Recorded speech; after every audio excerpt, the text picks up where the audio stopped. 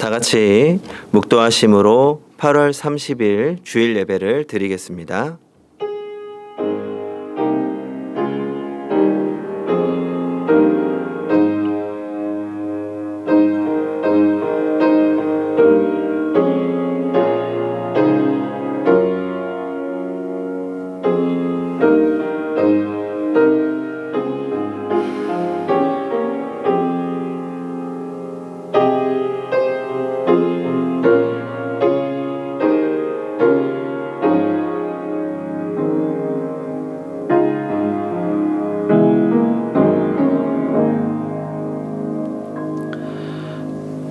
여호와여, 주는 의인에게 복을 주시고 방패로 함같이 은혜로 그를 호위하시리이다.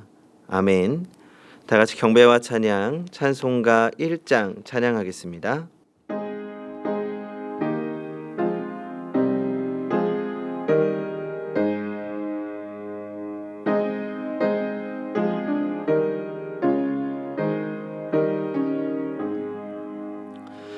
만복의 근원 하나님, 온 백성 찬송 드리고 저 천사여 찬송하세. 찬송 성부 성자 성령 아멘.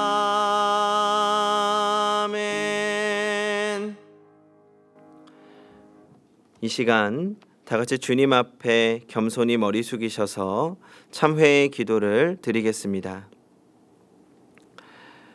하나님 아버지, 우리에게 주님의 교회를 세워주신 것을 감사드립니다. 사랑하는 공동체를 주셔서 함께 예배하고 함께 찬양하고 함께 기도할 수 있는 복을 주신 것을 감사드립니다. 교회를 세우신 하나님, 교회의 주인은 예수 그리스도이시며 우리는 그 몸의 지체임을 압니다. 교회가 너무 당연하게 느껴졌을 때 교회를 쉬운 것으로만 생각했던 저희를 용서하여 주시옵소서.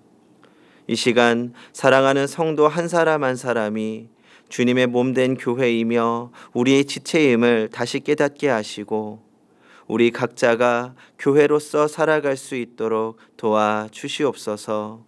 성령이시여, 우리의 마음에 그리스도를 온전히 담아 주님의 교회를 세우게 하시고 우리 마음 안에 교회를 바로 세우지 못하게 했던 교만과 욕심과 이기심을 모두 내려놓게 하여 주시옵소서. 이제는 주님과 나만이 하는 죄를 생각하며 묵묵히 참회의 기도를 계속하겠습니다.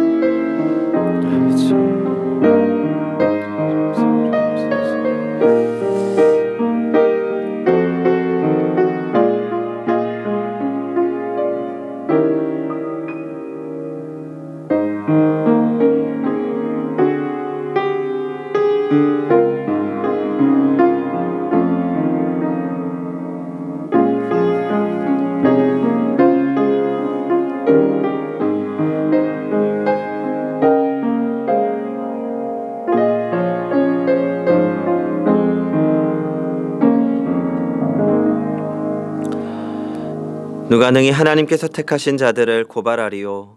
의롭다 하신 이는 하나님의 신이 누가 정죄하리요? 죽으실 뿐 아니라 다시 살아나신 이는 그리스도 예수시니 그는 하나님 우편에 계신 자요 우리를 위하여 간구하시는 자시니라. 그러므로 이제 그리스도 예수 안에 있는 자에게는 결코 정죄함이 없느니라. 아멘. 다 같이 사도신경으로 우리의 신앙을 고백하겠습니다. 나는 전능하신 아버지 하나님, 천지의 창조주를 믿습니다. 나는 그의 유일하신 아들, 우리 주 예수 그리스도를 믿습니다. 그는 성령으로 잉태되어 동정녀 마리아에게서 나시고 본디오 빌라도에게 고난을 받아 십자가에 못 박혀 죽으시고 장사된 지 사흘 만에 죽은 자 가운데서 다시 살아나셨으며 하늘에 오르시어 전능하신 아버지 하나님 우편에 앉아 계시다가 거기로부터 살아있는 자와 죽은 자를 심판하러 오십니다. 나는 성령을 믿으며 거룩한 공교회와 성도의 교제와 죄를 용서받는 것과 몸의 부활과 영생을 믿습니다. 아멘.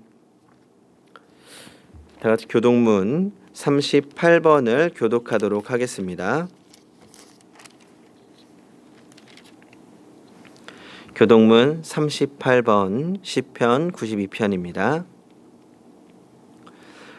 지존자여 시편금과 비파와 수금으로 여호와께 감사하며 주의 이름을 찬양하고 아침마다 주의 인자하심을 알리며 밤마다 주의 성실하심을 베풀이 좋으니이다. 여호와여 주께서 행하신 일로 나를 기쁘게 하셨으니 주의 손이 행하신 일로 말미암아 내가 높이 외치리이다. 의인은 종려나무같이 번성하며 레바논의 백향목같이 성장하리로다. 이는 여호와의 집에 심겼으며 우리 하나님의 뜰 안에서 번성하리로다. 그는 늙어도 여전히 결실하며 진액이 풍족하고 빛이 청청하니 여호와의 정직하심과 나의 바위 되심과 그에는 불의가 없음이 선포이로다. 아멘.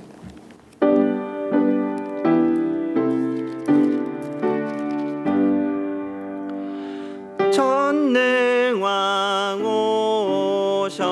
오셔서 주 이름 찬송케 하옵소서. 영광과 권능의 성부여 오셔서 우리를 다스려 주옵소서.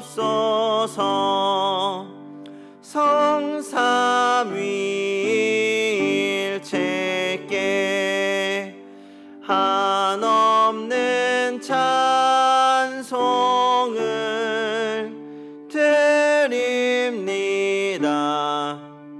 존귀한 주님을 영광 중 배없고 영원히 모시게 하옵소서.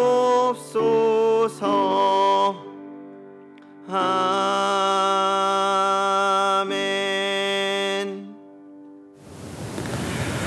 구원의 반석이신 하나님 아버지, 믿는 자들이 소망이 되시며 연약한 자들이 위로가 되시는 여호와 하나님을 찬양합니다. 코로나19 확대로 성도님들이 온라인 예배로 각자의 처소에서 주님께 예배의 단을 샀습니다. 우리 가운데 역사하실 하나님을 기대하며 나아가오니 마음을 다해 주님을 예배할 때 저희들이 예배를 받아 연락하여 주옵기를 비옵니다. 한 주간 동안 거룩해야 함에도 세상을 따라 살아가며 코로나를 핑계 삼아 기도하지 못하고 게을렀던 삶의 모습을 회개합니다. 주님, 코로나19가 확장 일로에 있습니다.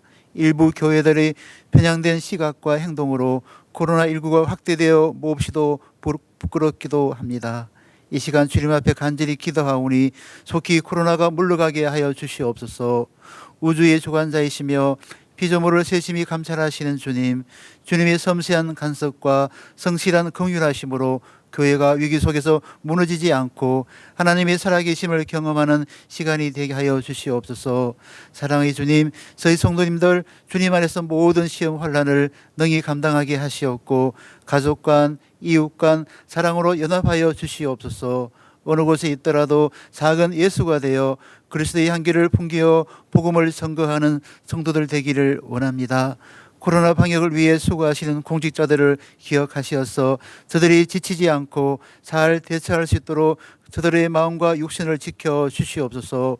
우리는 방역 지침을 순수하는 가운데 침착하게 있는 자리에서 예배하게 하시고 잠잠한 가운데 말씀하시는 하느님의 위로를 체험하는 시간이 되게 하여 주시옵기를 간절히 기도드립니다. 특별히 이 땅의 주의 백성들이 세상의 정신에 휩쓸리지 않게 하시고 하나님의 사랑과 은혜로 강건하여지기를 원합니다. 날마다 주의 말씀에 귀 기울이게 하시고 성령의 인도하심을 따라 살아가는 거룩한 백성들 다 되게 인도하여 주시옵소서. 몸된 행복한 교회의 말씀을 전하시며 애쓰시는 교역자들 한 분 한 분 기억하시고 저들의 희생과 수고를 우리 주님 기억하여 주시옵기를 기도합니다. 특별히 불신 가정에서 신앙의 씨앗을 키워나가는 교회학교 학생들, 주님 이 위기의 공간에서도 주님 품 안에서 지켜 보호하여 주시옵기를 간절히 기도드립니다. 이 시간 몸이 불편하고 연로하신 성도님들을 주님 긍휼히 여기시고 새 힘을 허락하여 주시사 치료의 권능을 회복의 기쁨을 허락하여 주시옵소서. 우상의 나라 일본 오사카의 양동원 상성기 선교사님 가정과 그 섬기시는 교회들 위에도 주님 함께 하시어 항상 형통함으로 보호하여 주시기를 기도합니다. 이 시간 은혜를 갈망하여 온라인 랜선을 통하여 주의 말씀을 듣습니다. 말씀을 전하실 목사님께 성령의 능력으로 기름 부어 주옵소서. 무엇보다 말씀을 대할 때 하나님을 향한 열정과 성도를 향한 사랑이 일어나게 하시옵고 말씀 전가할 때 엘리야의 심령으로 전하게 하여 주시옵소서. 말씀의 확신을 갖고 뜨겁게 전하게 하시고 사랑으로 전하게 하여 주시옵소서. 지휘자님의 특성을 주님 홀로 흠량하여 주시기를 원하오며 오늘도 우리 가운데 함께 하시며 역사하시는 예수 그리스도의 이름으로 기도드렸습니다. 아멘.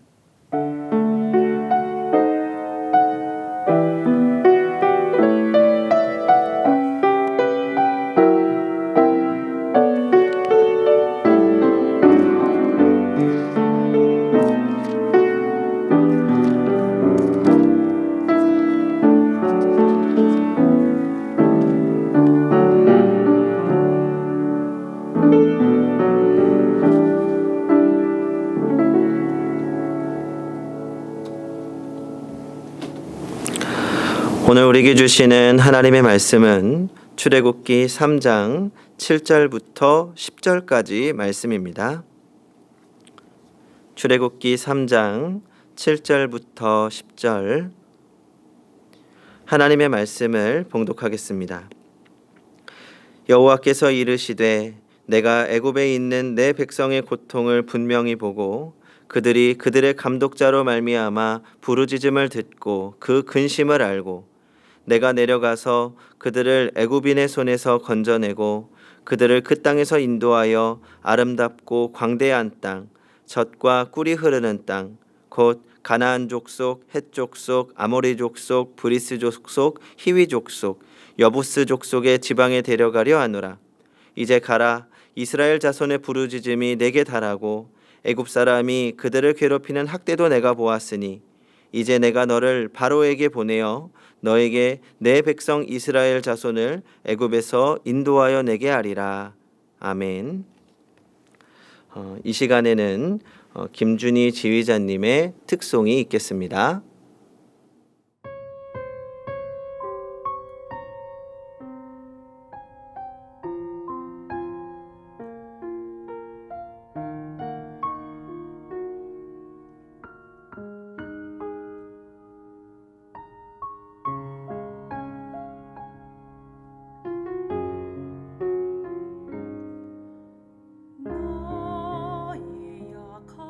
하시는 주님 강하게 날 붙드네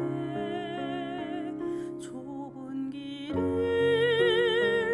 외면하려 할 때도 날 이끌어 인도해 한없이 부족한 날 위해 십자가를 지시고 가장 귀한 생명을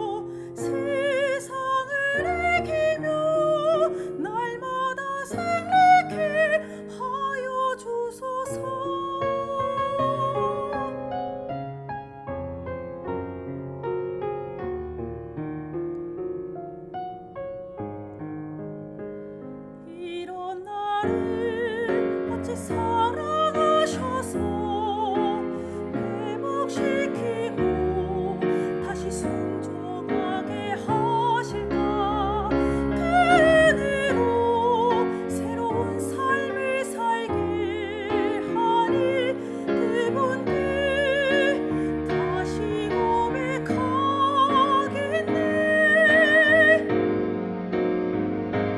나의 하나님, 나의 하나님, 내게 주신 사랑뿐마다 나로 인해 저 사망의 길 헤매는 사람들이 좋게 돌아오게 하소서. 나의 하나님, 나의 하나님, 주만 사랑하게 하시고 믿음으로 세상을 이기며 날마다 승리케 하여 주소서. 찬양과 감사로 날마다 승리케 하소서.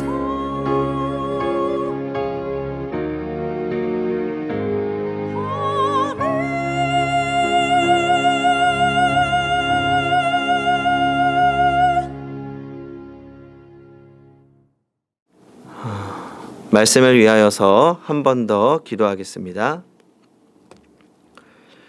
지금 우리와 함께 하시고 말씀해 주실 하나님, 오늘도 주님의 말씀을 듣게 하시니 감사합니다. 이 시간 살아계신 하나님의 말씀이 선포되어질 때 성령님 조명하여 주시고 깨닫게 하여 주시옵소서. 말씀을 통하여 주님의 뜻을 알게 하시고 또 순종함으로 승리할 수 있는 힘을 주시옵소서. 예수님의 이름으로 기도합니다. 아멘. 펜실베니아 대학교의 제러미 러프킨 교수는 2000년도에 소유의 종말이라고 하는 제목의 책을 출간했습니다. 그 책의 부제는 접속의 시대입니다.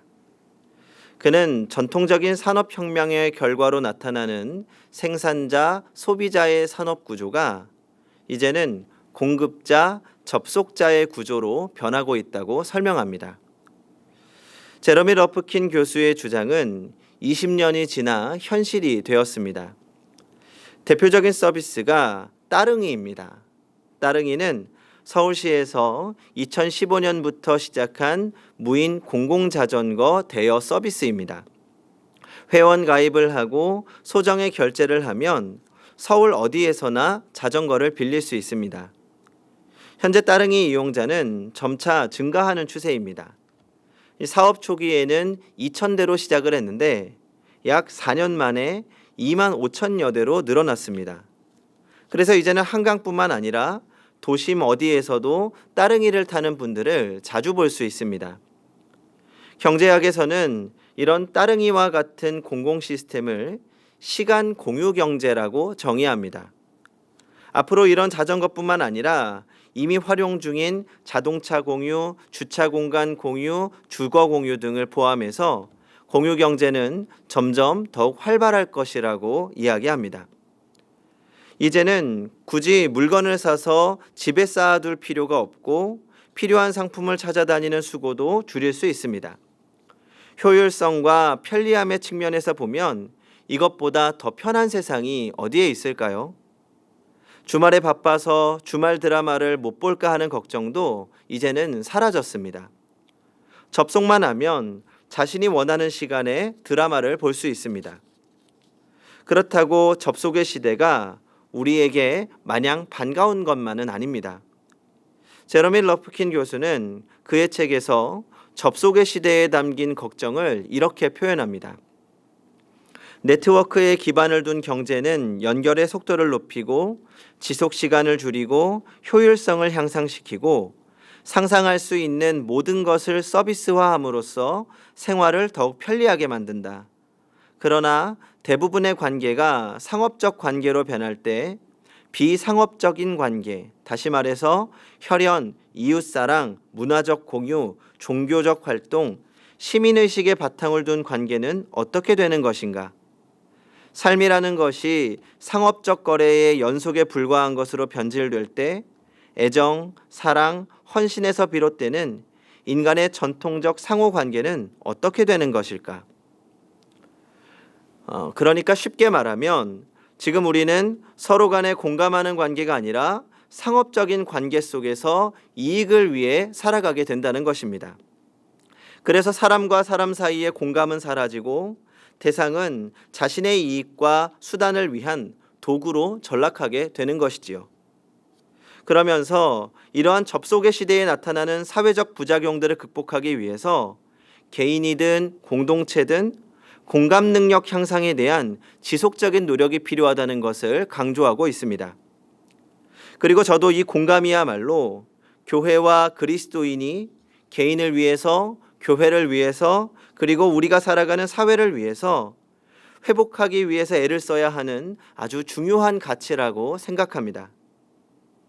이 공감은 독일어로 아인플랜이라는 말인데 아인, 아내라는 말과 플랜, 느낀다라는 말이 합쳐져서 들어가서 느낀다라는 뜻입니다. 다른 사람의 주관적인 감정이나 심리 상태를 마치 나의 것처럼 이해하고 느끼는 정서적 상태를 말합니다. 우리의 뇌에서는 거울신경이라는 것이 있습니다. 눈앞의 사람이 신 것을 먹으면 나도 모르게 입에 침이 고여옵니다. 우리나라 권투 선수가 상대를 가격하면 나도 모르게 주먹을 불끈 쥐게 됩니다. 친한 친구가 울고 있으면 나도 모르게 슬퍼집니다. 이런 것들을 공감 능력이라고 합니다. 타인의 어려움이나 고통을 이해하고 그 고통을 함께 느낄 수 있는 능력입니다. 쉽게 말하면 공감은 다른 사람의 마음속으로 들어가서 생각하고 느낄 수 있는 능력입니다. 이러한 공감 능력이 결여된 상황에서 나타나는 우리 사회 현상 중 한 가지가 생명 경시 사상입니다. 단순하게 인간의 생명에 대한 존중이 사라지는 것을 의미하는 것이 아닙니다. 사람을 생명, 인격 그 자체로 여기는 것이 아니라 사람을 대상화하고 수단과 도구로 여기게 되는 것입니다. 첫 번째는 사람을 그저 경제적 수단으로 보게 되는 현상입니다. 사회의 부속품으로 사람을 기능적으로만 여기게 되는 것이지요.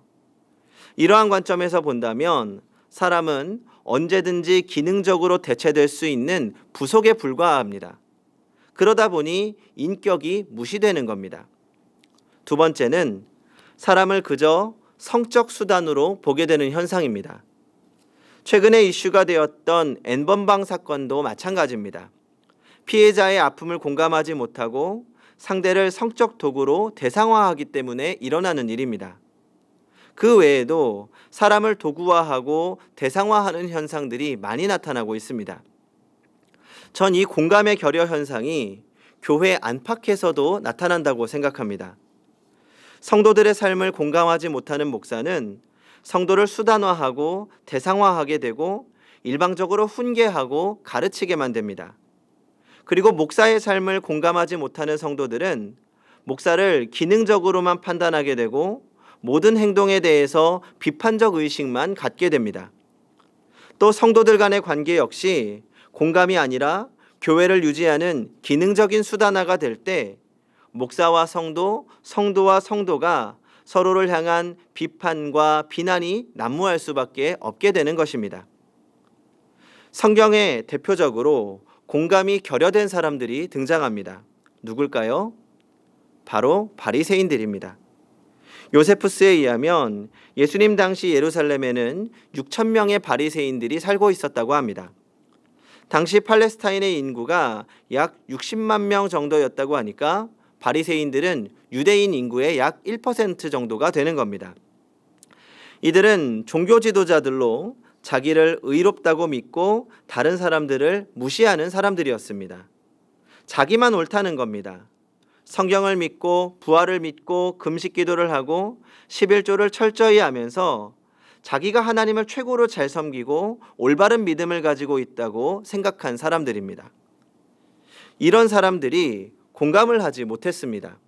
가난한 사람들, 병든 사람들, 귀신 들린 사람들의 아픈 마음을 공감하지 못하고 부정하고 정죄하고 비판합니다. 자기들의 기준을 넘어가면 용납하지 못합니다. 이해하려고 하지 않습니다. 그리고 메시아가 오신 새 시대가 되었는데 그것을 받아들이지 못하고 자기중심적인 사고의 감옥에 갇혀 살다가 결국은 세례 요한도 처형하고 예수님도 십자가에 매달리게 합니다. 누가복음 7장 33절입니다. 세례 요한이 와서 떡도 먹지 아니하며 포도주도 마시지 아니하매 너희 말이 귀신 들렸다 하더니, 그러니까 세례 요한이 와서 메뚜기와 석청을 주식으로 삼고 떡과 포도주를 마시지 않았습니다. 그랬더니 바리새인들은 그의 생활 습관을 트집 잡아서 그가 귀신 들렸다고 매도했습니다. 그러니까 세례 요한이 전달하는 말씀에는 반응을 보이지 않고 그의 삶의 방식만 보고 비난했습니다. 그의 삶의 방식이 비난받을 것이 아닌데도 불구하고 자신들을 정당하게 하기 위해서 비난거리로 삼은 겁니다. 그리고 34절을 보겠습니다. 인자는 와서 먹고 마심에 너희 말이 보라 먹기를 탐하고 포도주를 즐기는 사람이요 세리와 죄인의 친구로다 하니, 예수님은 당시에 금욕 생활을 하지 않고 일상적인 생활 습관을 쫓아 살았습니다. 그러자 이번에는 바리새인들이 예수님을 향해서 먹기를 탐하고 포도주를 즐기는 사람들이라고 비난합니다. 죄인들과 한통속이라고 매도합니다. 자기중심적으로 해석하고 재단합니다. 이런 사고를 프로크루스테스식 사고라고 말합니다. 프로크루테스는 그리스 신화에 등장하는 인물로 느리는 자 또는 두드려서 펴는 자를 뜻합니다. 프로크루테스는 아테네 근처의 케피소스 강가에 살면서 지나가는 나그네를 집에 초대합니다. 그리고 나그네를 침대에 눕히고는 침대 길이보다 짧으면 다리를 잡아 늘리고 길면 잘라서 죽여버립니다. 결과를 이미 재단해 놓고 과정을 뜯어 맞춥니다. 이런 사람들은 문제의 원인을 자신에게 유리한 쪽으로만 해석하는 사고의 틀을 가지고 있습니다. 확고한 신념에 따라서 기쁘고 용감하게 철저하게 악을 행합니다. 자신들이 알고 있는 것이 전부라고 생각하면서 자기중심적으로 생각하고 판단하고 재단하고 정죄합니다. 이러한 프로크루테스식으로 생각하고 신앙생활하는 사람들이 교회 안팎에서 문제를 일으키는 것입니다. 어쩌면 지금 우리가 겪고 있는 교회적인 아픔들도 이런 사고방식에 사로잡힌 사람들 때문에 일어나는 문제라고 할 수 있습니다. 성도 여러분, 내가 알고 있는 것이 전부가 아닙니다. 편견과 아집에서 벗어나야 합니다. 상대를 대상화하는 것에서 벗어나 인격화해야 합니다. 역지사지라고 말하지요. 상대방의 입장에서 생각해 보아야 합니다. 그 안으로 들어가 느껴야 합니다. 공감할 수 있어야 합니다. 특별히 지금은 성도와 교회 모두 공감이 필요한 시대입니다. 코로나19로 인해서 사람들 안에는 보이지 않는 고민과 무기력 그리고 우울함이 가득합니다. 자신이 그런 무기력에 빠져 있는지도 모른 채 왜 그러지 고민하며 발버둥치고 있기도 합니다. 이러한 상황 속에서 공감을 통해 서로를 배우고 서로를 배려해야 합니다. 사람들과 접촉면이 더욱 줄어들고 상대적으로 접속의 양과 시간이 늘어나는 요즘입니다. 쉽지 않지만 우리 각자의 삶 속에서 공감의 자리를 더 늘려가 볼 필요가 있는 것 같습니다. 만나지 못하는 지체에게 전화 한 통화로 마음을 나누고 기도 제목을 나누고 서로 기도하면 좋겠습니다. 뿐만 아니라 내가 이해하지 못했던 사람들, 내가 이해하지 못했던 상황들을 두고 한 번 더 마음으로 느껴보는 시간을 가져볼 필요가 있습니다. 그리고 이 공감의 영역이 넓어져야 합니다. 나의 가족, 나의 교회를 넘어서 이웃과 세상을 향한 공감으로 확장되어야 합니다. 이러한 공감이 중요한 첫 번째 이유는 결국은 우리 자신을 위해서입니다. 대인관계의 핵심은 다른 사람의 마음과 감정 상태를 재빨리 파악하고 깊이 이해하고 공감으로 원만한 관계를 유지하는 것입니다. 이 대인 관계가 내게 닥친 불행을 극복하게 하는 가장 큰 자산이라는 겁니다. 대인 관계는 잘하려면 세 가지를 잘해야 한다고 말합니다. 상대의 호감을 끌어내는 대화의 기술인 소통 능력이 있어야 한다는 것. 두 번째는 자아 확장성입니다. 자기 자신이 다른 사람과 연결되어 있다고 느끼는 정도입니다. 타인과의 관계 속에서 자기를 이해하는 겁니다. 그리고 세 번째가 공감 능력입니다. 공감 능력이 뛰어나야 대인 관계를 잘 맺게 되고 대인 관계가 좋으면 회복 탄력성이 높아서 어떤 경우에도 일어설 수가 있습니다. 우리는 공감이 내가 아닌 다른 사람을 위한 것이라고 생각하기가 쉽습니다. 그러나 공감은 결국 우리 자신을 위한 것입니다. 함께 살아가는 세상 속에서 우리는 공감을 통해 다른 사람들로부터 인정받고 사랑받을 뿐만 아니라 보다 좋은 관계 속에서 일을 성취해 나가고 보다 높은 회복 탄력성으로 능동적이고 적극적으로 변화에 동참할 수 있게 되는 것입니다. 마찬가지로 교회가 세상에 공감하는 것은 결국 교회를 위한 일이 됩니다. 원만한 관계 속에서 하나님의 사랑을 전할 수 있는 기회가 생기고 보다 능동적으로 동참할 수 있는 것입니다. 교회가 세상을 향해 공감할 수 있을 때 세상도 교회를 향하여 공감하게 되기 때문입니다. 둘째로, 무엇보다 우리에게 공감이 중요한 이유는 바로 하나님께서 먼저 우리의 아픔에 공감하시고 우리를 위해 사랑하고 희생하셨기 때문입니다. 성경은 곳곳에서 하나님이 우리에게 공감하심을 보여주고 있습니다. 이스라엘 백성들이 애굽에 정착한 후에 시간이 오래 흘러 노예 생활을 하게 되었습니다. 그때 이스라엘 백성들이 당하던 고통은 이루 말로 할 수 없었습니다. 그런데 오늘 본문을 보면 하나님께서 당시 애굽에서 종노릇하던 백성들의 아픔에 공감하고 계심을 보여주고 있습니다. 7절을 같이 한번 읽어보시기 바랍니다. 시작. 여호와께서 이르시되 내가 애굽에 있는 내 백성의 고통을 분명히 보고 그들이 그들의 감독자로 말미암아 부르짖음을 듣고 그 근심을 알고. 7절을 보면 세 가지 동사가 나옵니다. 보다, 듣다, 알다입니다. 하나님께서 자기 백성들의 아픔을 보시고 들으시고 아셨다고 말씀합니다. 여기서 알다는 히브리어로 야다입니다. 경험적으로 안다는 뜻이지요. 그러니 하나님께서 이스라엘 백성들을 함께 경험하고 공감하셨다는 것입니다. 최근 청년들에게 가장 많은 사랑을 받고 있는 워십 밴드 중에 Will Love라고 하는 찬양팀이 있습니다. 그들의 곡 중에 가장 사랑받고 있는 곡이 공감하시네라는 찬양입니다. 유튜브 조회수 200만이 넘을 만큼 많은 분들이 듣고 은혜를 받고 있습니다. 찬양의 가사를 먼저 나누어 보려고 합니다. 혼자서만 세상을 사는 듯이 주가 멀어 보이기만 할 때 우리는 바라보아야 하네 우리에게 오셨던 그 주님을. 주님이 우리의 아픈 마음을 아시네. 가까이서 우리의 아픔에 공감하시네. 우리 가운데 찾아오셨던 그 주님이 우리의 모든 상황에 공감하시네. 하나님께서 우리의 아픈 마음을 아시고 우리의 아픈 상황을 아시고 공감하고 계신다는 내용입니다. 조용하면서 감미로운 찬양으로 많은 현대인들의 마음을 어루만져 주었습니다.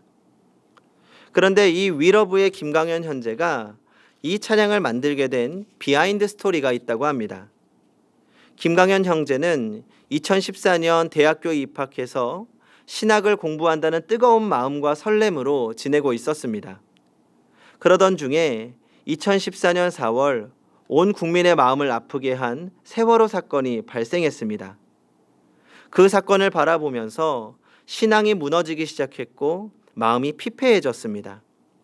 수많은 질문들이 머릿속에 들어왔습니다.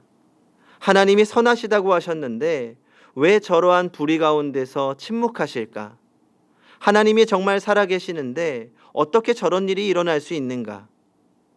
여러 질문 가운데 내린 결론은 하나님은 인간에게 무관심한 그저 선하지 않은 신이었습니다.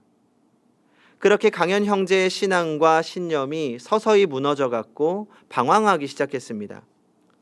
꽤나 오랜 시간 방황하던 중에 어쩌다 지나가다 한 거리에 현수막이 걸려 있었습니다.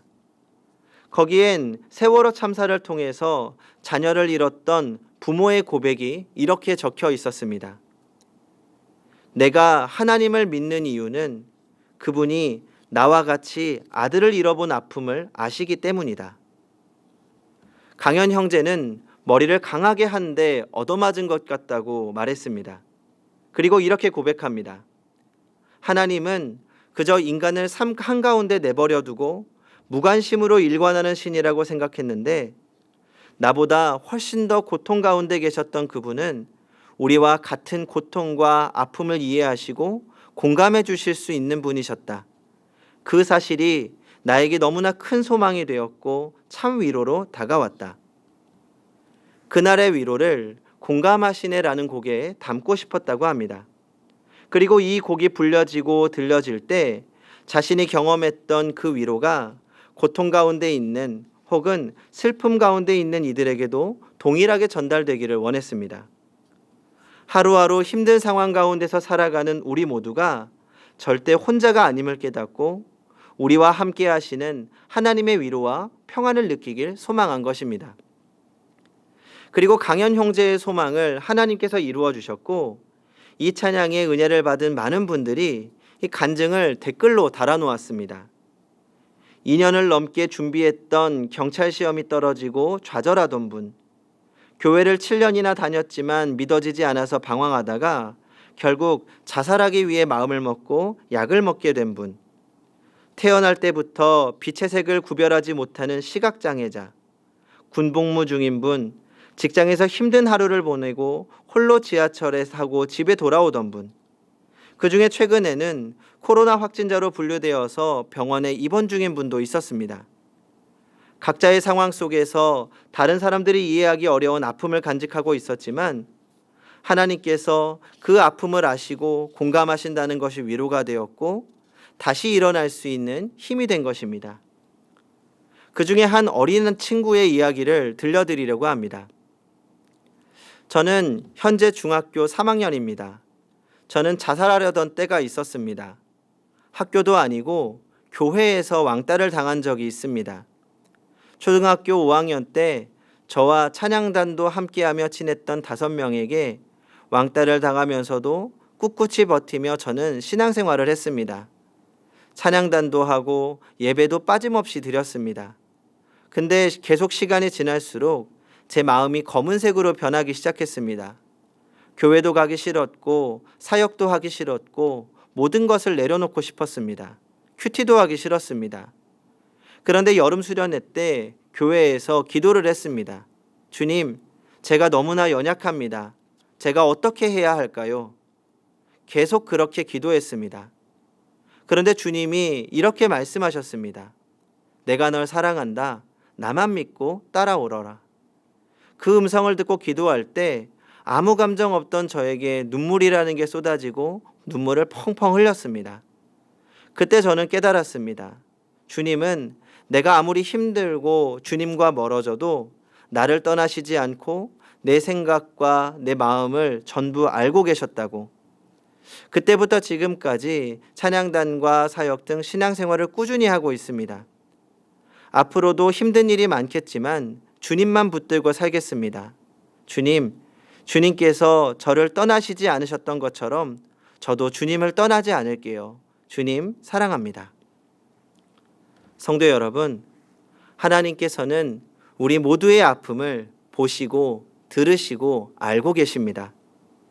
다른 어떤 사람들에게 말하지 못하는 아픔으로 홀로 울고 있을 때에도 주님께서 우리의 마음을 알고 계십니다. 하나님은 결코 자기 백성의 아픔을 멀리서 지켜만 보시는 하나님이 아니십니다.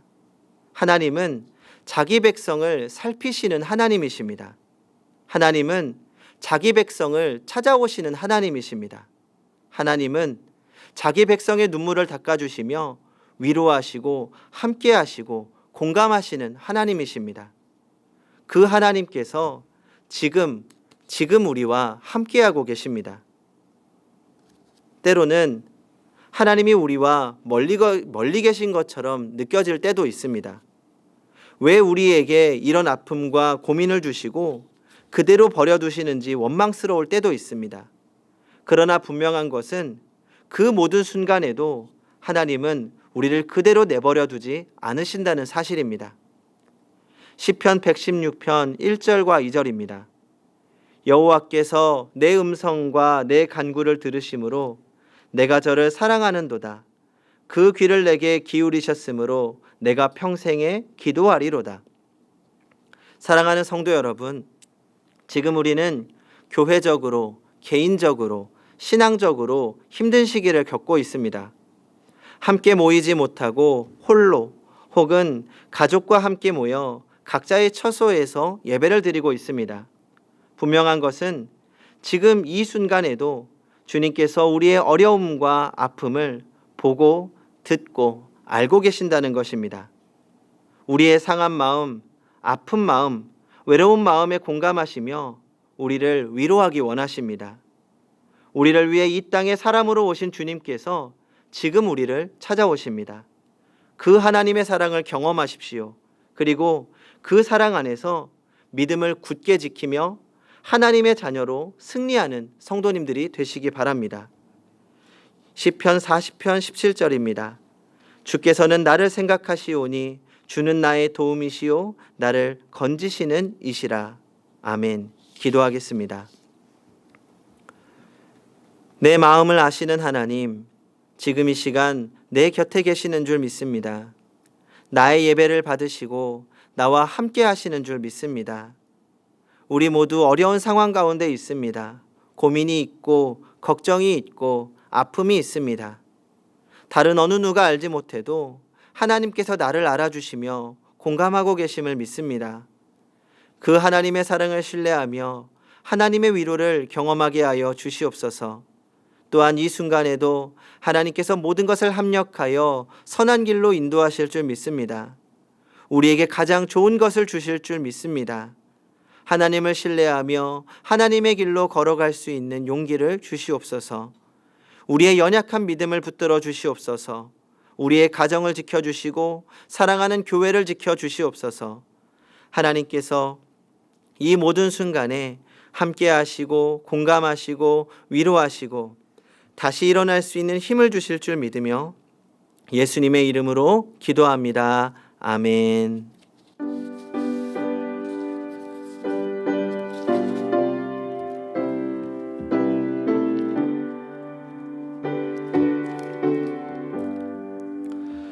나의 영원하신 기여 생명보다 귀하다. 나의 갈 길 다가도록 나와 동행하소서. 주께로 가까이 주께로 가오니 나의 갈 길 다가도록 나와 동행하소서. 어두운 골짝 지나가며 험한 바다 건너서 천국 문에 이르도록 나와 동행하소서. 주께로 가까이 주께로 가오니 나의 갈 길 다가도록 나와 동행하소서. 아멘. 오늘도 주님께 귀한 예물 드립니다. 보고는 주보를 통해서 하도록 하겠습니다. 기도하겠습니다. 모든 세상의 주인이시며 통치자이신 하나님, 우리가 누리는 이 모든 것들이 하나님의 것임을 고백합니다. 우리의 것으로 생각하며 살아왔던 것을 용서하여 주시고 하나님께 우리의 전부를 드릴 수 있는 마음을 허락하여 주시옵소서. 각자의 처한 곳에서 정성을 다하여서 하나님께 예물을 드립니다. 이 예물에 담긴 우리의 마음을 주님이 아시는 줄 믿습니다. 또한 드려진 예물이 사랑하는 교회를 지키는 예물 되게 하여 주시옵소서. 교회를 통하여서 하나님의 영광이 나타나기를 원합니다. 또한 이 예물이 사용되는 곳마다 주의 사랑을 전하게 하시고 세상을 향하여 공감하며 하나님의 사랑을 전할 수 있도록 도와주시옵소서. 하나님, 혹여 이 어려운 경제적인 시간 가운데 물질적으로 아픔을 겪고 있는 성도들의 마음을 공감하시고 그들의 마음 가운데 위로하시고 또한 부족하지 않도록 일용할 양식 또한 채워주시옵소서. 이 모든 상황을 통하여 하나님께서 이루실 것을 기대합니다.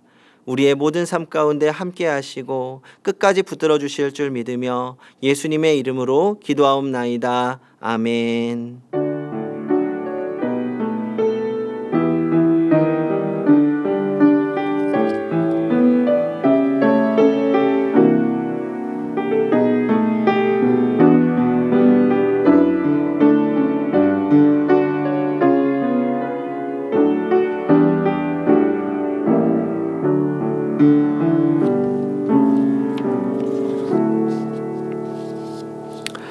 네, 교회 생활은 우리 회장들, 기관장들을 통해서 온라인으로 전달하도록 하겠습니다. 광고는 온라인을 통해서 확인해 주시고요.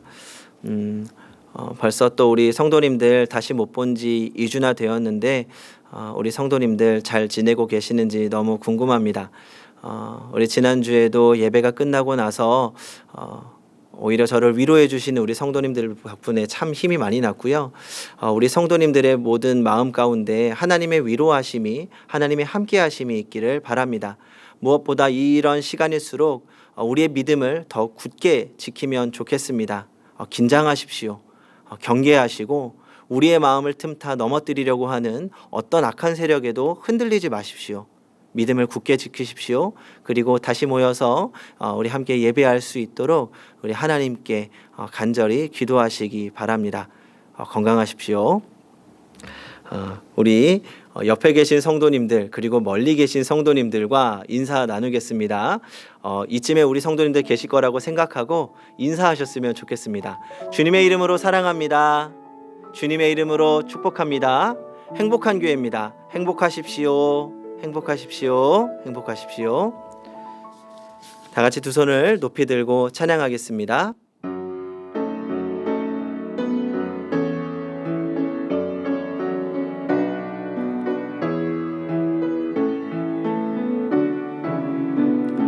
살아계신 주 나의 참된 소망 걱정 근심 전혀 없네. 사랑의 주네 갈 길 인도하니 내 모든 삶의 기쁨 늘 충만하네.